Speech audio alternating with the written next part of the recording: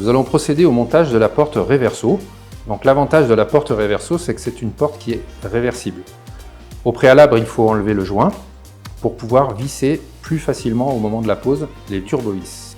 L'avantage de la Reverso, c'est qu'on peut choisir le sens d'ouverture au moment de l'assemblage du montant. Donc vous pouvez obtenir une droite poussant ou une gauche poussant. On va positionner ensuite la gâche en choisissant le plus petit réglage sur la partie métallique et la partie en plastique. Donc vous avez des inserts à mettre dans les montants qui vont vous permettre de visser les traverses directement dedans. Voilà, donc on met l'insert, on s'assure de bien aligner l'ouverture. Voilà, les tourillons de centrage qui vont vous permettre de positionner parfaitement votre traverse avec les montants.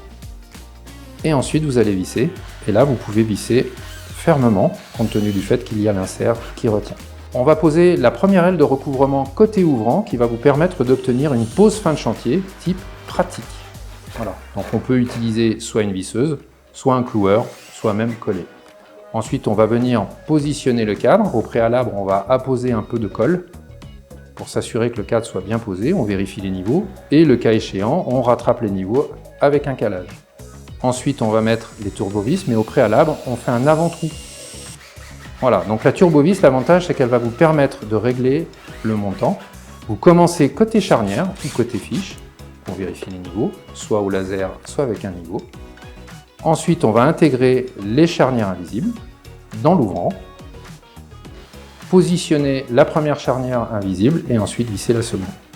Ensuite, vous ajustez le montant côté gâche et vous positionnez le joint depuis le haut, ensuite en bas et petit à petit, vous appuyez dessus pour bien l'intégrer dans son logement.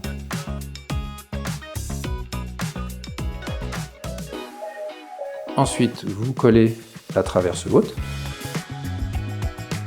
et la première face est prête. Ensuite, vous allez injecter votre mousse qui va vous permettre de calfeutrer et éviter le passage de l'air et donc du bruit. Et vous pouvez ensuite coller les couvre-joints côté opposé à l'ouvrant. Si la porte est bien réglée, vous pouvez mettre les caches sur les charnières invisibles. Et ensuite, on va préparer la poignée pour pouvoir l'installer.